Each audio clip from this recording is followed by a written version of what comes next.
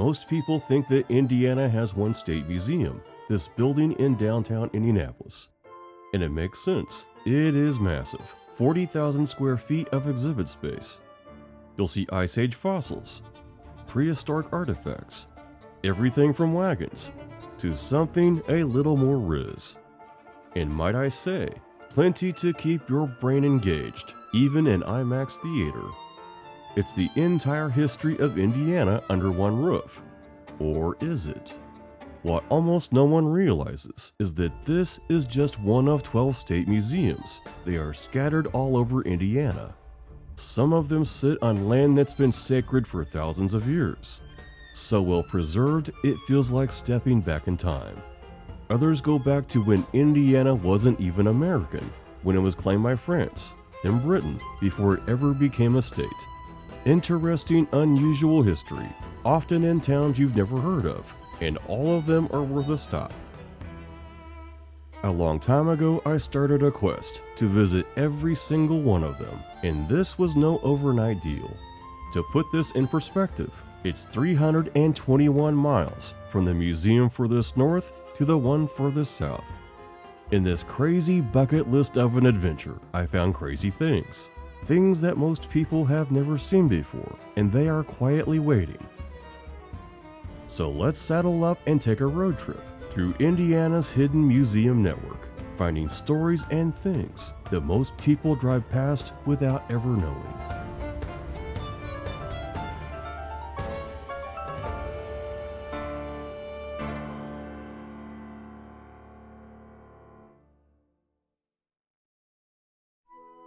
To be as incredibly huge as it is today, the Indiana State Museum had very humble, if not very strange beginnings.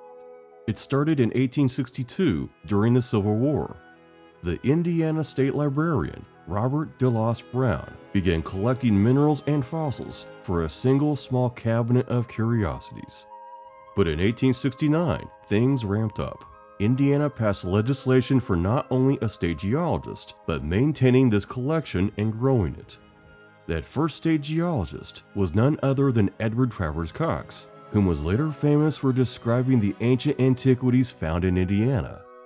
If you've never read these unfiltered reports, they are incredible reading, describing ancient tombs, fortresses, and artifacts found on his many geology surveys.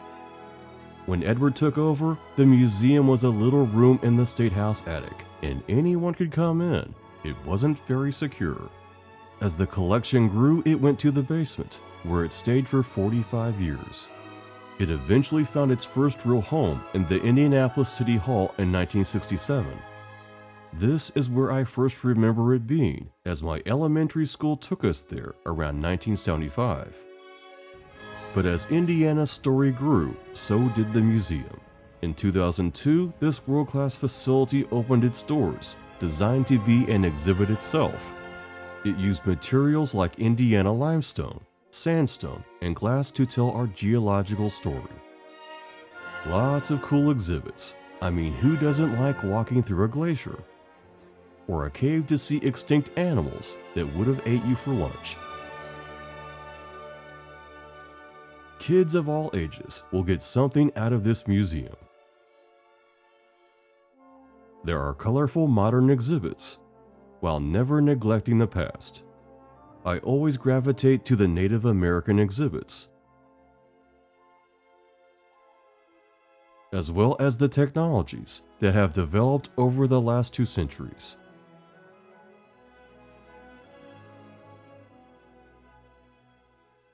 And here's a fun fact, the Gatling gun was invented by Richard Gatling. Just across town, he's buried at Crown Hill Cemetery.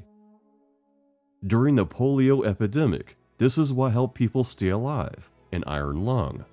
I cannot imagine doing that, and yet Paul Alexander did it for 70 years. They even have a section of lock from when the canals once spanned across Indiana.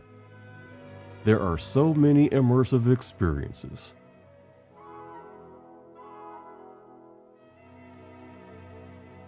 And a reminder of all the famous people that have called Indiana home. But the carryover from the old museum, and something I never forgot, was the pendulum, slowly moving with the passage of time, not unlike the museum's acquisitions and development of 11 other properties. All the Indiana State Museums tell a story about people, but having been to all of them, they're now part of my story. Back in the 1970s, Dad took us to see the Culbertson Mansion at New Albany. Situated along the Ohio River, this was called Mansion Row, and where the very wealthiest people in Indiana lived. In fact, Mr. Culbertson was the richest person in Indiana. Coming from a small working-class family, this was an eye-opening experience for all of us. We'd never seen anything like it. Today, the ceilings are incredible works of art, but back when we first visited, they were still restoring them. Scaffolding and plastic were everywhere.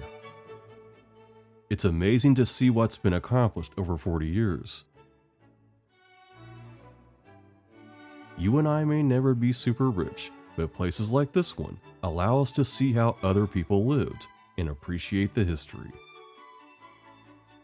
During America's bicentennial in 1976, Dad heard about things going on at Vincennes, the oldest city in Indiana. Here you can see the 1805 Indiana Territory Capitol before it was even a state.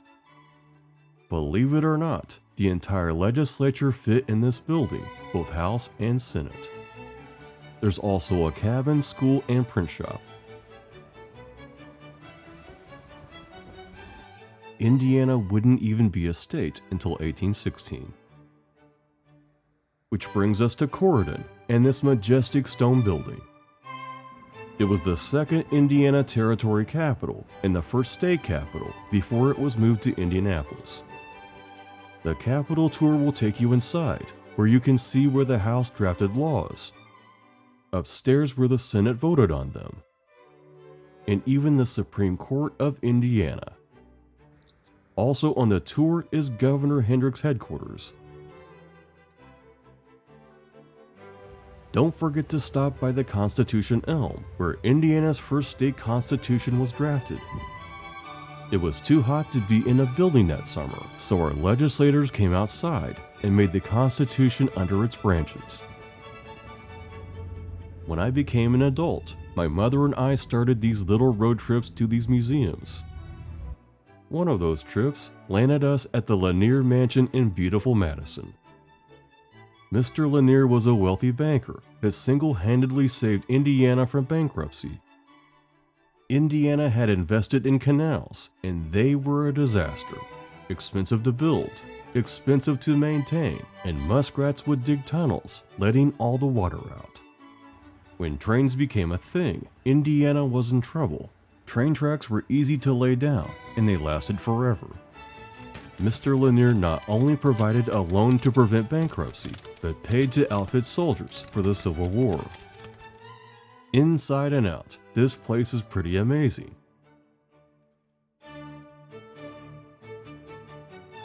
With a spiral staircase connecting all the floors.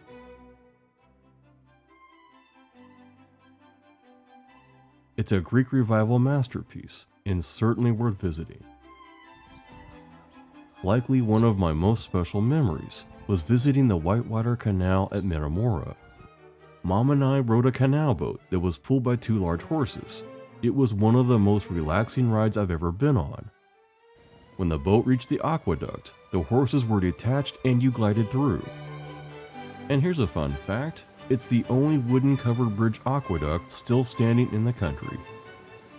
A few years ago, the boat cracked in half and there is no boat ride. There is the old mill, which you can tour.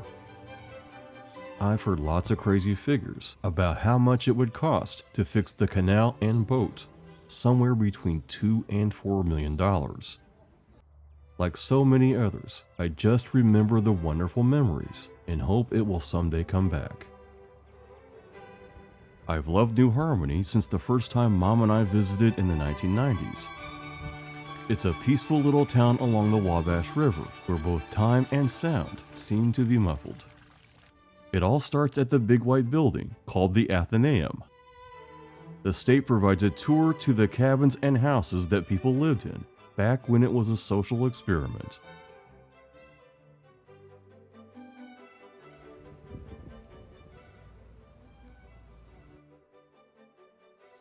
While not a huge place, you can rent golf carts and tour at your leisure. You can take a lap around the labyrinth to try and clear your mind.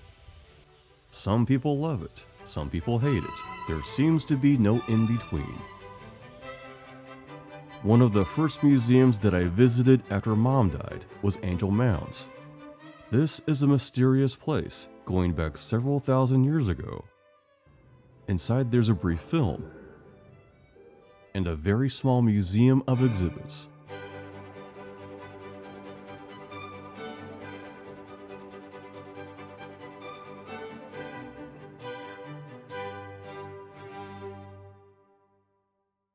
The over 2.5 million artifacts that were found here are at Indiana University's museum at Bloomington. The star of the show are the earthworks outside. This is one of the best preserved Mississippian sites in the United States. It's just really cool to walk the grounds and see the calming shapes of an ancient people. The draw for me is that no matter what is changing around me, these will be the same 100 years from now. For whatever reason, that's oddly comforting. After college, I had a girlfriend that lived in northern Indiana. She'd never seen Brown County, so I told her to drive down and we'd give it a go, ending up at the T.C. Steele State site. Mr. Steele was not just an artist. He's often referred to as the Indiana artist, coming to Brown County to paint the beautiful landscapes and teach others. You can tour his art studio, buildings, and his home, taking in a little bit of Hoosier quiet.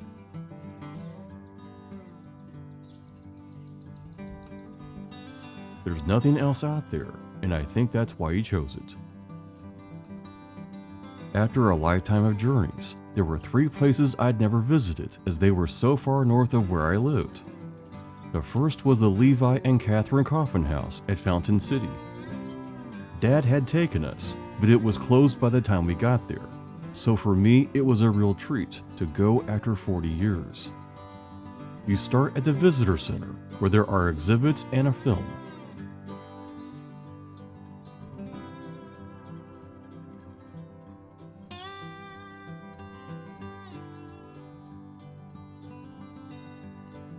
Levi and Catherine Coffin were Quakers that not only disagreed with slavery, but decided to do something about it. They created an entire network of hiding places called the Underground Railroad. While Indiana was never a slave state, it was still within the law for slave owners to send bounty hunters after runaways. But then came Levi. He and his friends across Indiana made secret hiding places on wagons. They developed code words and places for people to hide during the day. He offered his own home as a refuge. You can tour where people rested and waited for their chance at freedom.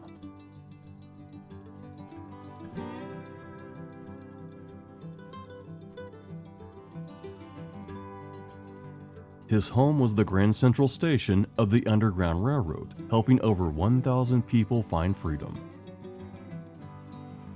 Heading further north to Geneva is Limberlost, the beautiful home of Jean Stratton Porter. It looks like a rich person's cabin, because it was. She made an absolute fortune writing about Indiana's beauty. This would definitely do. And it wasn't her only home in Indiana, there's another. There's a lot of miles between Geneva and Rome City, but that just set the stage for my final Indiana museum, the Jean Stratton Porter home at Sylvan Lake. While it has a pretty good-sized parking lot, I don't gather that it gets much traffic. All I know is that it's one of the most peaceful places that I've ever been. It was simply a pleasure to walk the trails through the woods,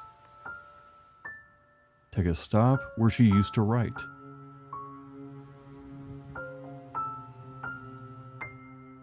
and the boardwalk along the lake, where she drew inspiration.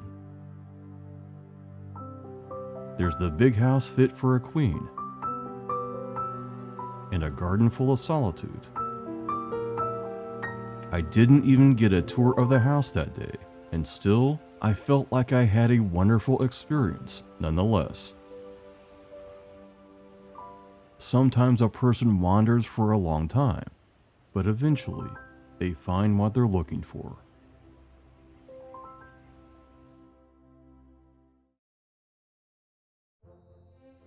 From a dusty cabinet of rocks to a statewide network of 12 incredible sites, the Indiana State Museum and Historic Sites System ensures that our history isn't just read in a book, it's experienced.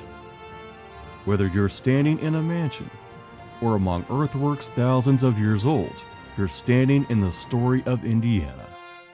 And if you're like me, that story is becoming part of yours with every visit. Maybe it's time for a road trip.